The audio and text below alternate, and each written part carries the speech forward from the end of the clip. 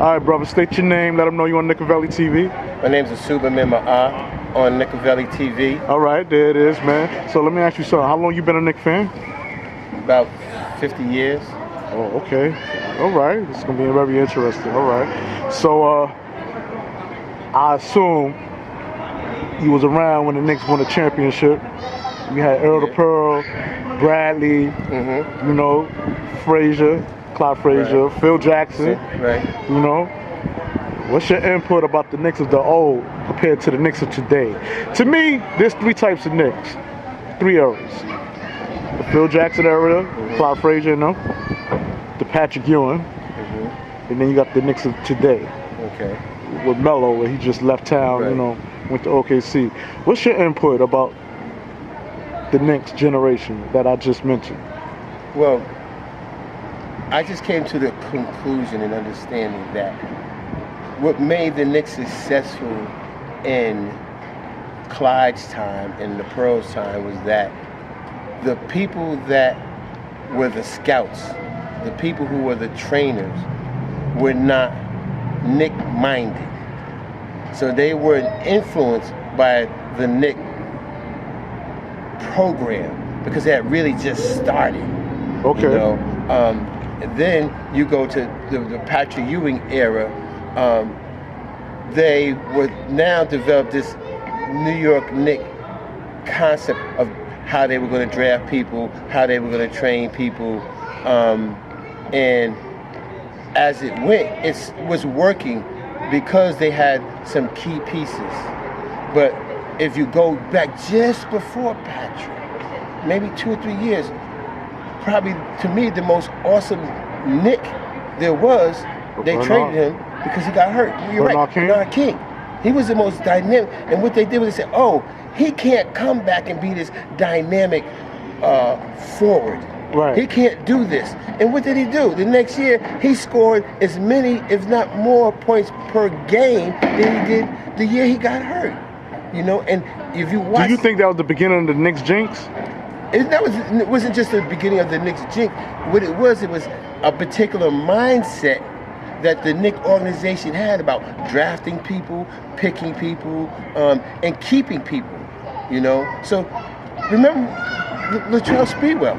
Right. It was like he was a main player in the Knicks, and they got rid of him and didn't get nothing really for it. And that's what's happened ever since that time.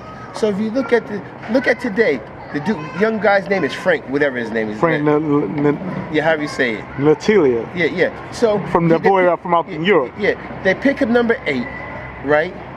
And he doesn't, and he gets hurt. If you keep looking back, you'll see that none of the Knicks picks, and they didn't have too many in the first round, but even the second round choices, they didn't endure. They didn't match up to what they were going to be. They took J.R. Smith, right? They traded to get him. They got him. He played well, but he had some maturing to, some growing up to do. Right. And, with tying shoelaces at the foul line, all that. You know, but they never got anything of his value. Right. For him, and so that's my understanding now of the Knicks. So the Knicks aren't going to go anywhere until they trade in this Knick mindset, which means they can't hire a coach, a trainer, a scout that has anything to do with the Knicks' state of mind, because then you're going to always keep getting the same people. Now, I could be wrong, but Boston has this dude, he's a rookie. His name is Tatum. Okay. He's a forward. If I'm not mistaken, the Celtics picked Tatum after the Knicks picked this dude Frank. And if you watch the game against the Celtics and Milwaukee? The Cavaliers. Okay. The Cavaliers. He busted their butt. He scored like 20 points. He had two jams. That one was off a rebound that he slammed over. I forget who it was, but the Knicks. The point you trying to make is that the Knicks, they don't pick the right type of talent. So in football, you know what they always do?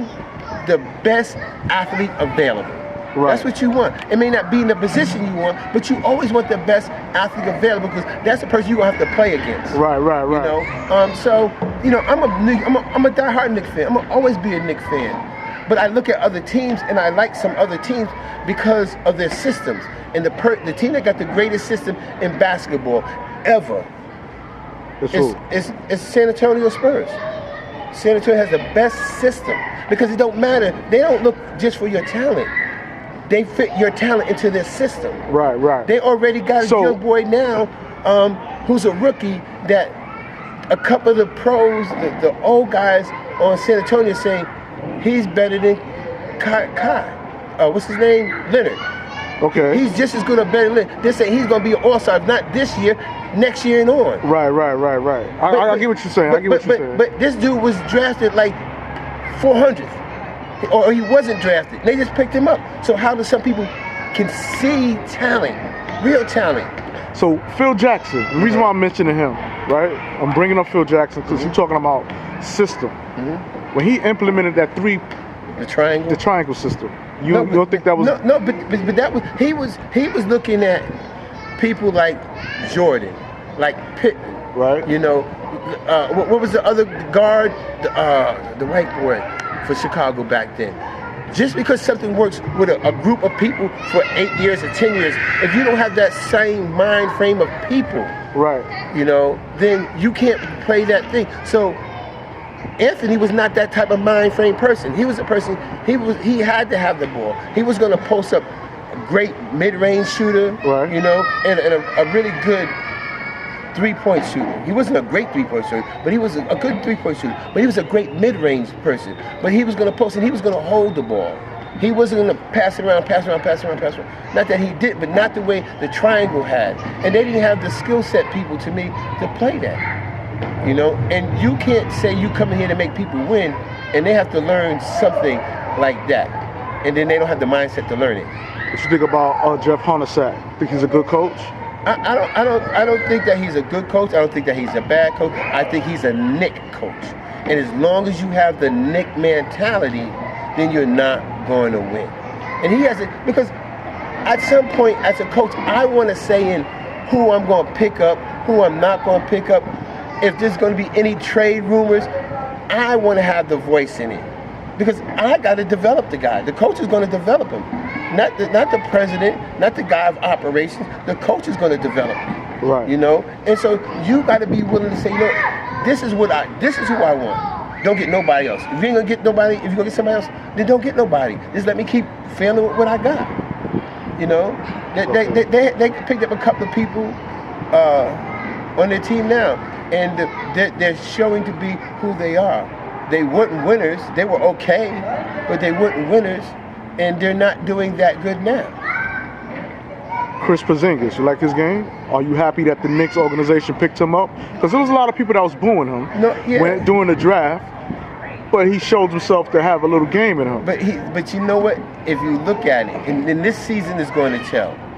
If you look at it, the reason he did as well as he did last year and the year before, because he had Melo. He had someone that was taking the pressure, who was handling all the criticism and everything else. So this is going to be like a rookie year all over again for him, you think? That's right. And you know what? He ain't doing too good right now. The first 3-4 games, he hasn't done. Has he scored? Yes. He has scored. But they ain't won nothing. He needs help. No, he's the man. When the moment they got rid of Melo, they said, no, you're the man. We have to win because of you. Because who else they got on the team? They got Tim Hardaway Jr. They paid him $77. But he ain't no winner. He's never was a winner size in college. And he ain't doing nothing right now either. He ain't hitting those threes the way they need him to. They don't have anybody they can say, you know what, you're going to be the showstopper. Chris Porzingis was supposed to be it. And he may not be it this year. Can we say it's still early? Yeah, it definitely is early. It's still early. It's still early, but all the other teams and honestly, I love the Knicks. But guess what? Boston's going to get better. Because it's early. Right. Milwaukee's going to get better because it's early. Atlanta's going to get better because it's early. And they're doing all right now, There's a lot of teams that do okay. They're not where they think they should be, but they're doing all right. They at least won 2 games. So I'm just curious to know, right? Did you see the first game between OKC and the New York Knicks? Yeah. What was your input on that? What did you like? Was you enthusiastic with the block that Chris Porzingis made on Melo? Yeah. You ain't say to yourself, "But that's the beginning No. of the future for the He's Knicks." 7'3". He's supposed to be able to do. Yeah, he's 7'3". He's 7'3". But guess what? And he went. So I'm not excited about A block. I'm not excited about A block. Carmelo had what? 15, 20 points in that game? Right. He's doing what he's doing. If he was with the Knicks, guess what? He'd have probably had 30 points in that game. And they probably would have got a little closer. They don't have nobody on the Knicks that I gotta double up on. There ain't nobody in the Knicks that the team said, "Oh, I gotta double up." Right. And if you don't have nobody you're double up, then what you gonna do? What are you gonna do? You don't have no, as much as there's not even really a pure shooter that's shooting 45%. There ain't a 3-point shooter on the Knicks right now that's shooting 32%. If they're shooting that. They're not, and can they get better? They definitely are. They're better players than I am. Right. They're better players, but they're not. They're just Knicks. See Boston Celtics. You know what the Boston Celtics are? A team that says I'm a champion, no matter what. Are you a Boston Celtics fan? No, but I understand history. It's like the other Boston team. How you doing, sir? The football to New England. Right. New England comes up with the position, I'm a champion, whether I won last year or not. And they play like champions. The Knicks are saying, "Oh, I hope we get to the playoffs." You can't, no, I'm going to the championship. We have an owner of the Knicks. His name is JD. I don't even want to, it hurts to mention his full name, man. Don't you think it's JD's fault? And for those who don't know who JD is, I'm talking about James Dolan. Yeah, but a part of it's his fault because it's his money. A part of it's his fault. But the thing is, if you hire me to run your business, then I gotta tell you, let me run your business. You have to trust me. And then I gotta be able to tell you, listen, in 5 years, we're definitely in the championship game. But the only way we can get there, is if you let me be me, do me, as for my team. The organization is yours, the whole organization, but it's my team. Because I'm running it day by day, the week by week, all the stupid stuff young people do. I'm the one that's handling that. So let me get the people I want. Don't tell me what I can't do, who I can't have. Give me the people I want. And then if it don't work for 5 years, let me go. Because they're letting people go anyway. Right. You're absolutely right. The coach that's there now not going to be there too much longer. Maybe 2 more years at the most. You give 2 years for Jeff Hornacek? He might be 2 more years. He might go next year. Because they're not winning. They're not going nowhere. They're going to give some good games. They're going to have some good moments. But they're not going nowhere. Their division's getting a little better. And they don't look to be getting better. They don't look to be getting better. What was your input with the trade that they made for Melo? They brought in cancer. You got rid of Melo. You think that was a good trade? No, because what they didn't replace was his threat. See, everybody else that's going to come in to take Melo's place has to now prove that they can be a threat. Everybody knew Melo was a threat. You knew what he was going to do. And all you could do was hope that you could stop it some of the time. Right. You couldn't stop him. He might not score but 5 points the first half. The next half he come and score 30 points. The Knicks ain't got nobody on the team that can do that. You don't feel good about that boy Session? No. That point guard Session? They're getting ready talking about trading to get this other point guard. I forget the dude's name. Bledsoe, something, I forget his name. They talking about, it's the room coming about trading for another point guard. No, Sessions, he's okay. But you gotta have a showstopper. They don't have a show. You need a showstopper as a guard. I think they should have kept Derrick Rose, man. He on the Cavs playing like he's fresh out of Chicago again. But that's what the Knicks do. They get rid of people. Say, oh, well, you're not doing da-da-da-da-da. Or you got hurt too much. And those are valid reasons because I'm paying you something. But there wasn't the type of support that was needed. They got some nice players. I don't get me wrong. The Knicks have some nice Quinn. I like Quinn. I think he's good coming off the bench. He's going to give you a hard play. He's going to give you 12 to 16 points. Most of the time, he's going to get you 7 to 9 rebounds. You know, he's gonna block 1, 2, maybe sometimes 3 shots. You know, against a guy who's bigger than him. You know, so he gives you a lot of energy and stuff. You know, so they have some nice pieces on it.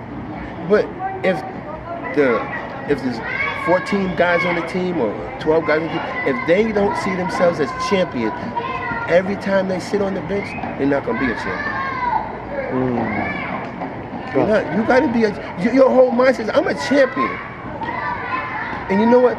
It's quiet as it seems. That's what J.R. Smith was saying to all of them. I'm a winner. I'm a winner. As soon as he got traded, what happened? He won 2 rings. Yeah, that's right. Yeah. See, you gotta have that mindset. You need someone to push that in your mind. You are champion. Don't look at this situation here now. See yourself putting the ring on as a Knick. See yourself winning the division champion. See yourself doing this now. Don't wait 10 years from now to do it. So you saying Knicks need motivation? Yeah. Real big time. Big time. You know, they had all this commercial. You say, can't nobody work harder than you? Well, he's saying that too.